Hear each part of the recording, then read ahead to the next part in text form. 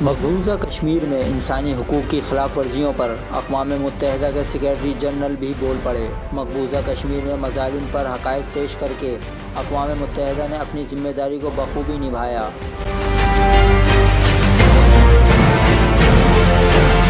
امید ہے عالمی معاملات کے پیش نظر پاکستان اور بھارت بامعنی مذاکرات کا آغاز کریں گے۔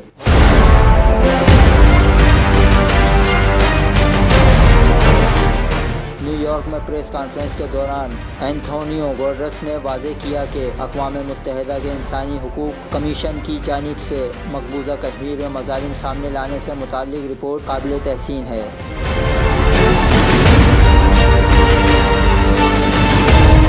اقوام متحدہ نے اس حوالے سے حقائق پر مبنی رپورٹ پیش کر کے اپنی ذمہ داری کو بخوبی نبھایا۔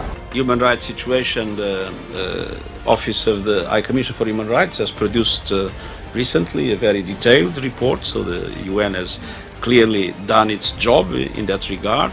پاک بھارت مذاکرات کے حوالے سے سوال کا جواب دیتے ہوئے انہوں نے کہا کہ دونوں ممالک میں مذاکرات کے لیے ثالثی کی پیشکش کی تھی جس پر ابھی تک کامیابی نہیں ملی۔ امید ہے عالمی تعلقات کی اہمیت کے پیش نظر پاکستان اور بھارت مذاکرات کی میز پر آئیں گے۔ Been offering my good offices in relation to the dialogue between the two countries that until now had no conditions of success, and I hope that the importance of both India and Pakistan is such in international affairs. I hope that the two countries will be able to engage in a meaningful dialogue.